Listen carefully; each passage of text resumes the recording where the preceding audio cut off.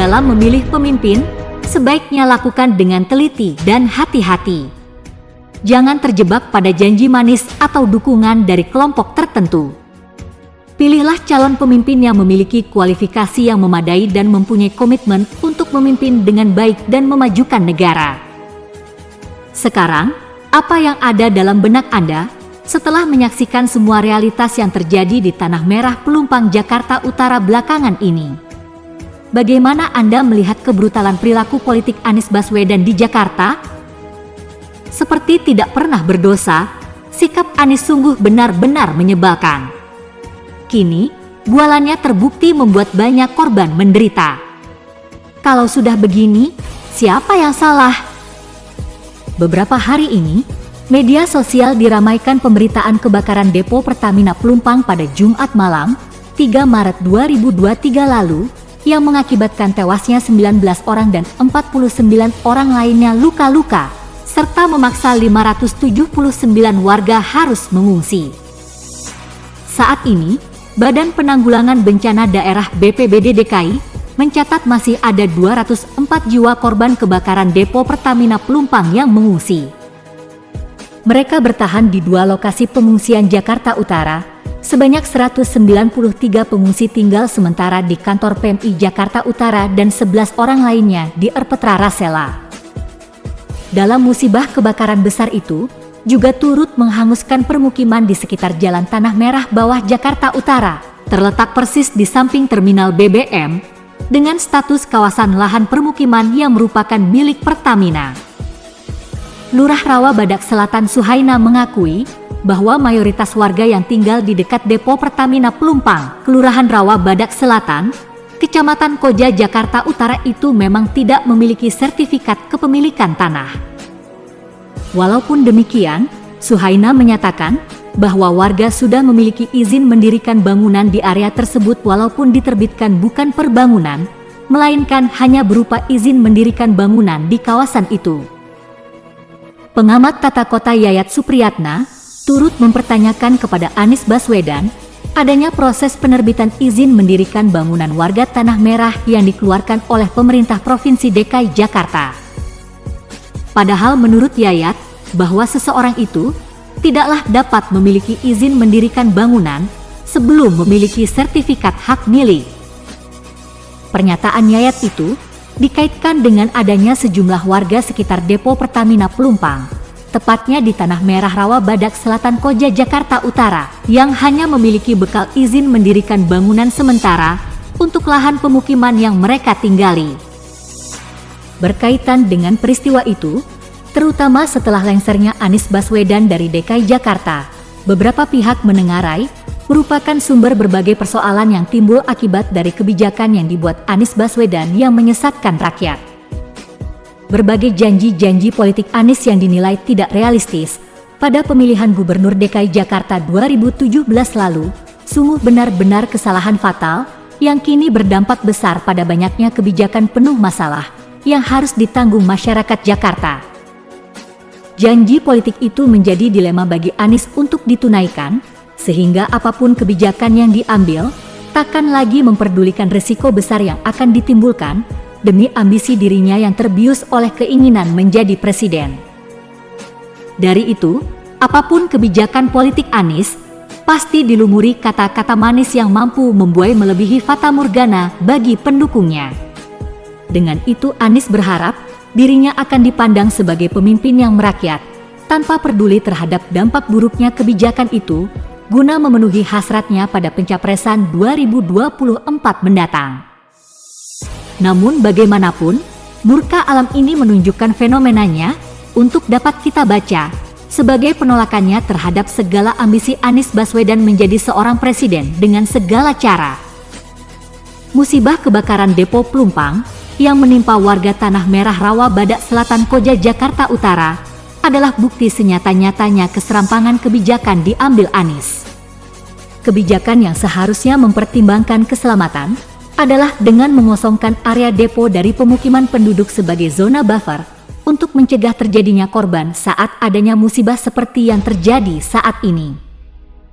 Namun, Anies dengan pongahnya Demi mempertahankan harga diri agar tak terlihat sebagai pengkhianat atas janji-janjinya saat kampanye, Anies menerbitkan izin mendirikan bangunan di atas tanah negara untuk masyarakat Tanah Merah yang ada di sekeliling depo Pertamina Pelumpang itu.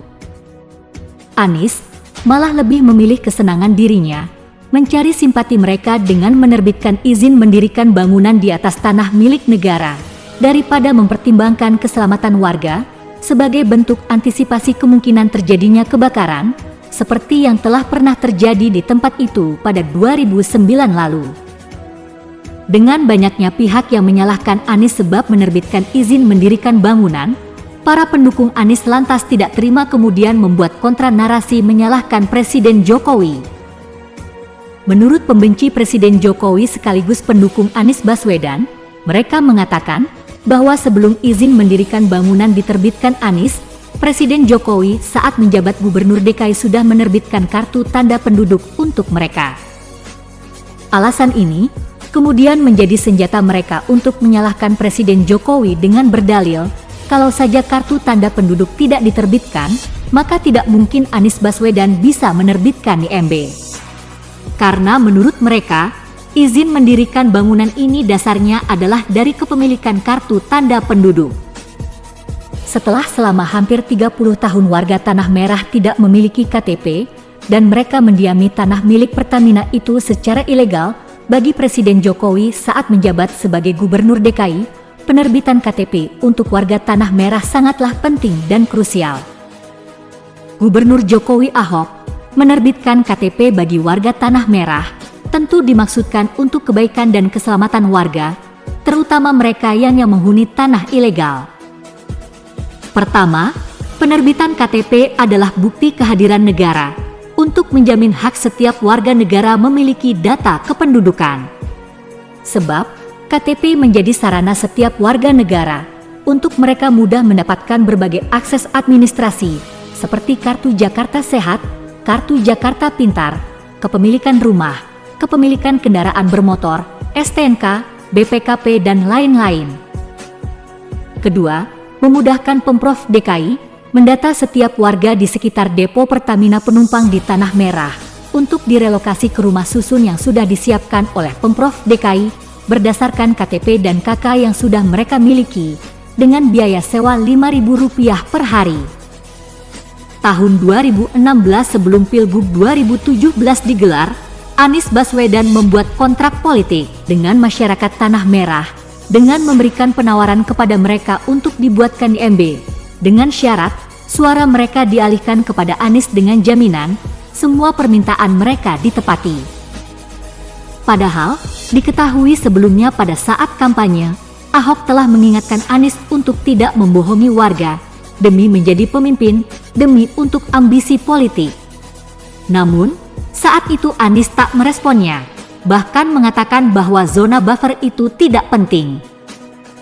Menurut Anies, yang lebih tahu tentang daerah sekitar depo Pertamina Pelumpang itu mereka sendiri, mereka yang tahu di mana mereka harus tinggal. Nah, begitulah kelicikan Anies membodohi masyarakat. Kehaluan pendukung Anies Baswedan ini memang sudah sangat keterlaluan. Dalam mimpi mereka, Anies Baswedan harus selalu suci dan bersih dari semua jenis noda. Dari itu, noda apapun yang melekat pada diri Anies, mereka sesegera mungkin melemparkan noda itu kepada orang lain, termasuk kepada Presiden Jokowi. Bahkan, tidak hanya berhenti sampai Presiden Jokowi, sasaran kebrutalan mereka kini mengarah kepada Pertamina, pengelola depo kawasan yang kini mereka serobot itu. Mereka mempersalahkan Komisaris Pertamina Ahok dan Menteri BUMN Erick Thohir sebagai orang yang paling bertanggung jawab atas peristiwa yang terjadi di depo Pelumpang. Boleh saja Anda mendukung siapapun yang Anda kehendaki. Tetapi, sebaiknya Anda sadari bahwa kebebasan memilih pemimpin dalam demokrasi bukan berarti kita harus bebas memilih tanpa dasar. Memilih pemimpin bangsa adalah tugas yang penting dan berpengaruh dalam membangun suatu negara. Dari itu, sebelum terlambat, 1. Sebaiknya Anda mencari informasi tentang calon pemimpin. 2. Ketahui latar belakang, pengalaman, visi, dan misi dari calon pemimpin. 3. Jangan percaya dengan informasi yang tidak jelas sumbernya atau yang belum diverifikasi kebenarannya. 4. Pastikan bahwa calon pemimpin memiliki kualifikasi yang memadai untuk menjabat sebagai pemimpin. 5. Evaluasi kemampuan calon pemimpin dalam berkomunikasi dan bekerja dalam tim, memimpin, dan mengambil keputusan. 6. Pertimbangkan rekam jejak calon pemimpin, tinjau catatan publik calon pemimpin, termasuk rekam jejak dalam hal integritas dan kredibilitas. 7. Tinjau agenda dan visi calon pemimpin, pastikan bahwa calon pemimpin memiliki rencana strategis yang jelas dan realistis untuk memajukan negara. 8. Evaluasi kesiapan calon pemimpin, tinjau kemampuan calon pemimpin dalam menghadapi tantangan dan masalah yang mungkin terjadi. 9. Tinjau karakteristik pribadi calon pemimpin, seperti kejujuran, integritas, empati, dan sikap yang baik. 10. Pastikan bahwa calon pemimpin memiliki dukungan yang kuat dari masyarakat. 11. Pilih calon pemimpin yang memiliki kemampuan untuk memimpin, bukan hanya karena popularitas atau popularitas sementara.